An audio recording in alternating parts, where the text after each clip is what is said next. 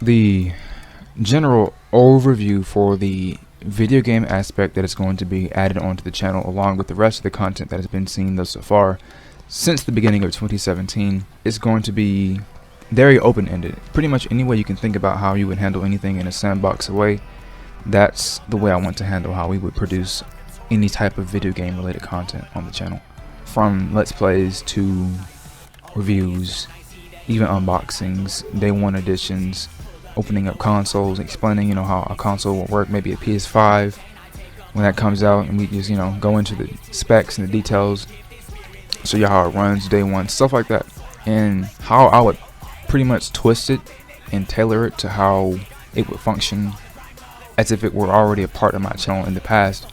It would be in the same type of setup, pretty much in a comedic fashion, in a way that's very digestible and relatable to an average YouTube viewer. So to go from there, I want to introduce the other two people who will be helming the gaming side of the project with me. Skullmageddon, which is pretty much the brains I'm going to be using for the project. You can go ahead and introduce yourself as far as what you actually know about the industry and design of gaming in general.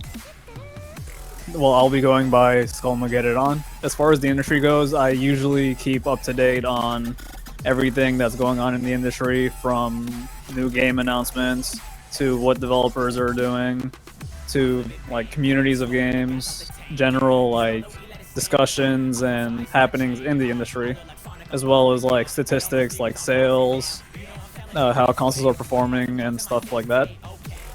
I can pretty much be very critical but also fair when I am discussing these things. So I feel that I can bring a very neutral and critical aspect to the channel in that way. Yeah, I don't ever hear you, whenever I hear you go on about games, I don't really ever hear you talk about anything in a biased way. It's always very, pretty much, it's intricate. It's I want to say it's linear, but it's linear in a good way because you're looking at it in the sense of how it should be based upon what it's trying to do. Yeah. And then at the same time, it can be open-ended because you're looking at it as it should be, by getting all the points and all the information that you would need to understand, like who the developer is for the game, so you already have an expectation for that developer and the company and what type of engine they're running, and just you have a lot under your belt for you to actually make a sound opinion, form a sound like opinion on something. The way that I look at stuff like that, I always say you can like things about something that you generally do not like, and you can find things that you hate about something that you do like. So that's how I generally approach things. So yeah, that's already me and both of them who have that same stances on how we look at pretty much anything, as far as video games at least, is that my favorite game can be the worst game of all time, and I'm not going to get on YouTube and tell people this is the best game ever. I'm just going to say I can tell you everything is bad about it, but I can tell you what I like about it personally. But that's not me trying to sell it to you or say go out and buy this game. And then we have over here pretty much the goofy charisma element to the channel, and I'm pretty sure we're going to be calling you Farmer Brown. Yes. You sure you want that? Are you sure? Because you might be Farmer Brown for the rest of your goddamn life from this point on. Yeah, let's take Farmer Brown. We're doing Farmer Brown then, because that sounds like a hard-working brown man to me, and I'm ready to see you on those fields and get us. Anyway, so yeah, just go ahead and take a minute to introduce yourself, sir. Oh man, I really wish that you guys would have told me we'd be introducing ourselves in advance, because I'm about to blow this shit. So I'm Farmer Brown. I like to I don't know. And to put it in video game perspectives, I'm picking the fields here. I'm digging up what I can find. I'm gonna sell you guys some really good cattle. We're gonna make up. We're gonna cross some pastures. We're gonna go over the horizon. We're gonna get these acres. We're gonna get this cattle out. Get this produce out. We're gonna go into town, and we're gonna make a lot of cash. To put it in relative terms that actually makes sense, I have no idea what I just said. I'm basically going to be helping these two guys out. We've known each other for a long time. I like to play a lot of games. I know a little bit about the industry. Not as much as these two giants, but I mean, I'm up there. I'm not slacker. That one, I'm behind both of you guys. You think so? Yes, definitely. I just know what you guys know, to be honest. Everything I learned from you guys. I just dislike a lot of things, so it's the little things that make me happy. The game has a lot of good little things, and it's a good game. Yeah. I mean, if you want somebody to tell you all the things that are wrong with Destiny 2 in about like 5-10 minutes, I mean, he's your guy. Yeah, he's gonna do it repeatedly. A lot. It's gonna be a lot. If you've been memeing all this time, just saying Sword Art Online is a bad anime, and that's all you really know about it, it's just bad. You don't know why it's bad. You can ask this guy, and he's gonna give you a full essay on it, MLA formatted and everything, sources cited. Hell yeah. I'll send it to your address. But yeah, that's a general overview and introduction. To clarify on the new content as far as Let's Plays, I think that pretty much we would go into it like any other Let's Player and try to twist it a little bit, but generally we're gonna pretty much introduce how we would probably try to handle it differently from each other. But how I would handle it, a Let's Play from my perspective, is that pretty much you hop into the game and you play it, and after I get all the content that I want, I'm going to do a very lot of post-production, heavy editing, not to the point where it's just complete and utter, completely taking it out of the element of the video game, but to the point where it's seamless, and it won't make you think that it's actually in the game, but it's going to add an aspect to it that's, can be easily spread around the internet out of just simple engrossment. Skull getting on. How would you handle Let's Play? Like the way I have it thought out, it's split up into 2 separate ways. If it's something that would go directly up on YouTube, it would have minimal to moderate editing. But like, let's say we were doing a Twitch stream, right? Mm-hmm. And we want to do highlights. I would do a lot of editing for that and really go hard on it with that. Farmer Brown, assuming that you ever actually wanted to do a Let's Play, like, how would you want to be broadcasted to an audience? How do you think you would handle it? How would I handle a Let's Play? Yeah. We were to play the game, so I'm gonna have to play the game, and that's all I can really think of. When I go into a game and it's like, I don't really know how to describe it. When it's a solo journey, it's alone time, right? Yeah. Nobody else is doing this thing. It's not a multiplayer. Maybe it is a multiplayer game, but I'm just here to hit it and quit it per se. If it's a solo adventure for me, I'm probably gonna be roaming around a lot. It's interesting to kind of go off the trails and see where the game takes you. Sometimes you find out some interesting things. Sometimes it's just dead ends. A lot of developers have dead ends, and you think you're gonna get somewhere. But it's nice to know if they exist or not. I'm not sure about editing because I don't know how to edit. I'm trash. I mean, but from a viewer perspective, I can see how stuff like that, you can cut down and edit, and it would make the viewer a lot more engaged. Mm-hmm. So I'd be open to seeing what we can do with that. Yeah. I've always felt like when you watch somebody do a Let's Play, sometimes if the game is interesting enough, you want to watch them go to these places, and sometimes you want to just watch them be at the place and not have them go the entire distance. When you watch somebody play an RPG, you want to see them get to the destinations faster. You don't want to see them hitting these mobs to level up for about 2 hours or so. Yeah, I think stuff like that we have to do on a case-by-case basis, see what works in a specific game. Yeah, tutorials and walkthroughs. Pretty much walkthroughs will be underneath the same terminology of a Let's Play. So that would pretty much be turned into a walkthrough in that sense. If the audience wanted to see someone grinding on the channel, we would probably make a video called Tutorial on Grinding, the proper way to grind, the proper areas to grind in a certain game. Maybe if there was a specific strategy for getting experience faster or something. Yeah. Because that stuff's actually helpful. One thing I'm really into in RPGs and most games where you can build characters is character builds and finding the ways to build the most OP things. Yeah. So doing guides and stuff like that would be interesting to me. Definitely. So that's in the realm of Let's Plays. In terms of live streaming, I really want to focus on how exactly I'm going to run it the best way so that pretty much at least 2 of us, I want it to be 3, at least 2 of us can stream at the exact same time on pretty much, if it's not in a mirror fashion on YouTube, streaming on YouTube and Twitch at the same time, having one person on Twitch and one person on YouTube. And pretty much it'll probably be the same game, but from different perspectives. And I think that would be very nice. You wouldn't see that. I don't think most of you haven't seen it from one person, most likely, because number one, it's just one person. You don't see PewDiePie clone himself and having him play a game on YouTube and Twitch at the same time. Yeah, usually when you see 2 people streaming a game, they usually have both people on camera, but you never usually see both perspectives in the gameplay. So that's my idea on streaming. What would you guys think about that? It sounds like a cool idea, and it would be much different than what everyone else is doing. So I think it sounds good. So pretty much thinking about how my upload rate would be, starting off with a general number, I would say all of our gaming related things will probably be around a threshold of maybe once a day or every couple of days for the most part. Pretty much anything we will upload in terms of gaming would be on top of what you already see. So you would see what you normally see that same day, and then you might see a video game tutorial, let's play, walkthrough.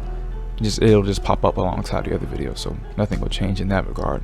In terms of what you consider to be a lengthy, good let's play, I personally consider 10 minutes to be good. Honestly, I probably would say it depends on the game as well. Because like some games are very cutscene heavy, and you don't want to watch, like some games have long cutscenes, and you don't want to watch a cutscene that's 10 minutes long and that's the whole video. So we'll have to see. That'll be a case by case basis as well. Very dependent. That's just general timing on gameplay and let's plays and stuff like that. As far as streaming, you guys know how I stream.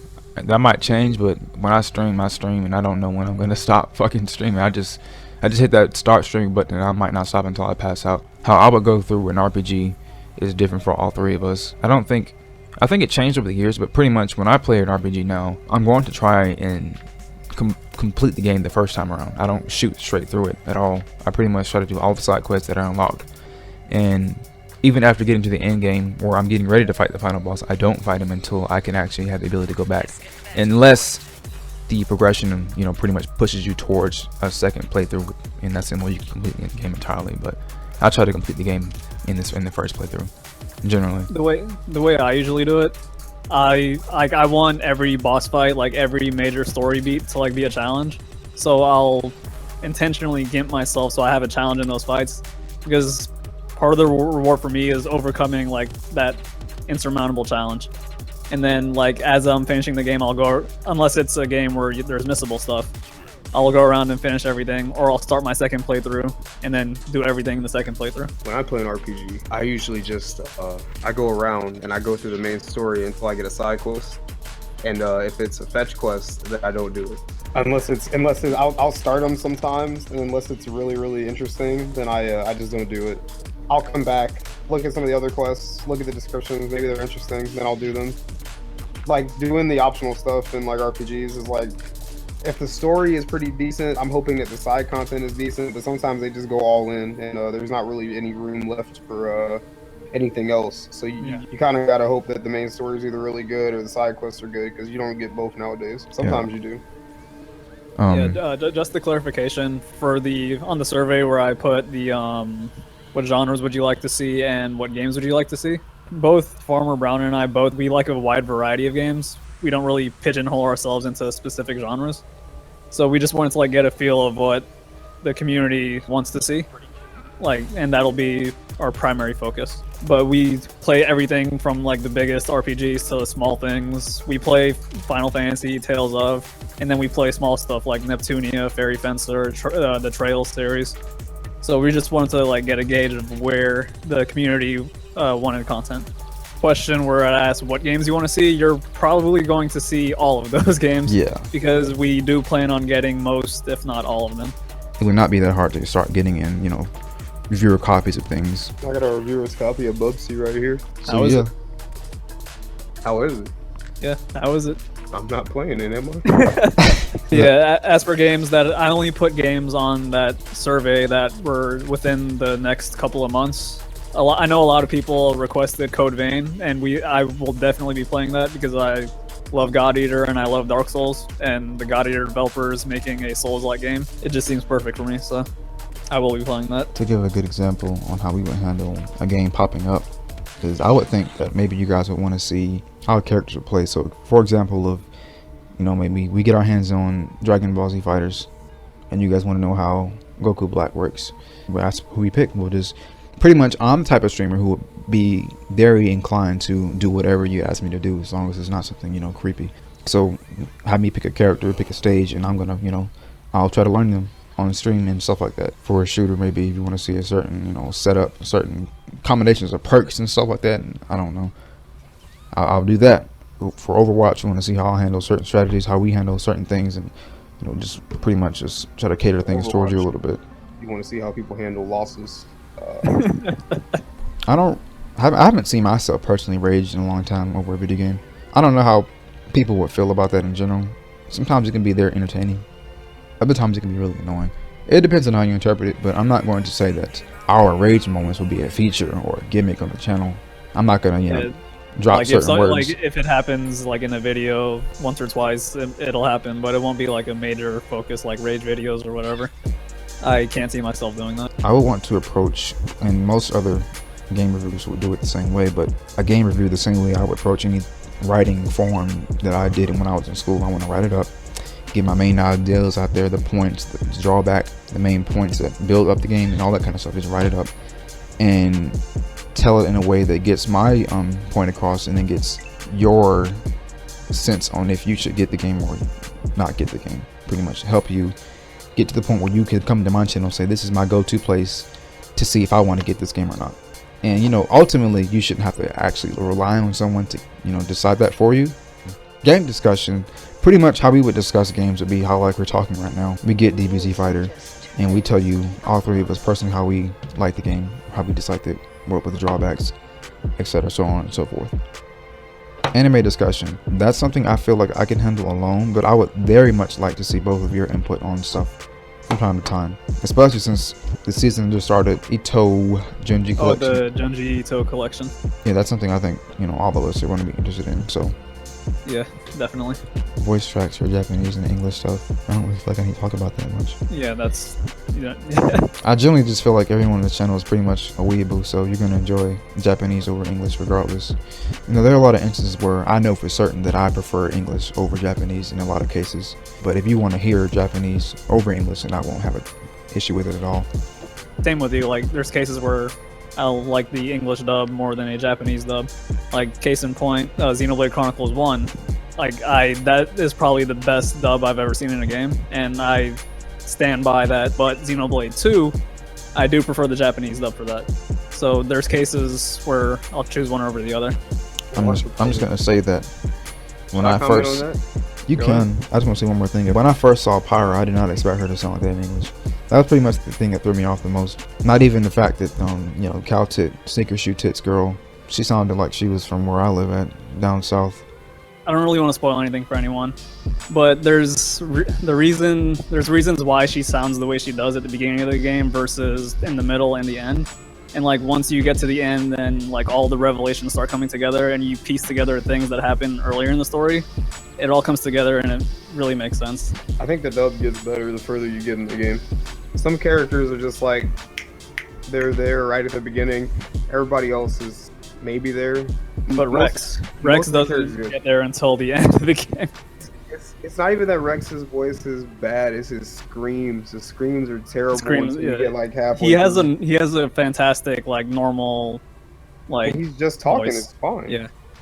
I mean that's some like we don't want to get too like heavy into it, but I do want to have a Xenoblade Chronicles 2 discussion as soon as somebody beats the game. I gotta pull Cosmos from the gacha first. I think since gachas are popular, I would like to talk about those as Farmer well. Brown, you gotta tend to the crops so you can pay for your fake grand order pulls. Gotcha, bro. No. Gotcha, bro. So yeah, pretty much we're trying to play anything.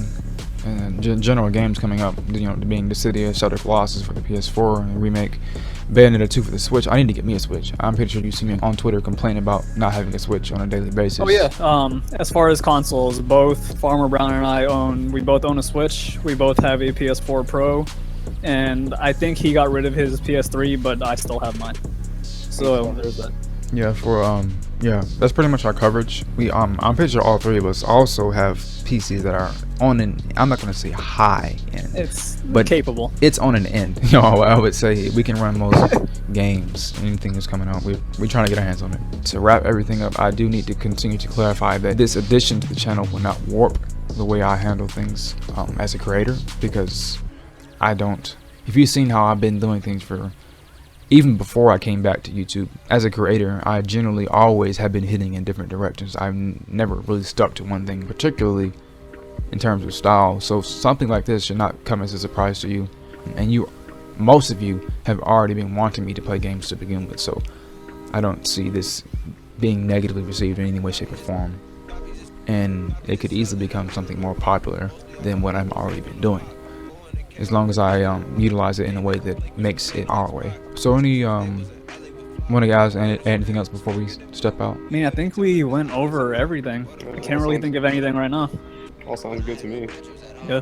So yeah, guys, that's it for today, and I hope that was informative as it could have been as possible. If you have any further questions, please come down to the comment section after you finish the video. Don't go straight to my comment section and meme. And with that being said, we are out. Peace. Later.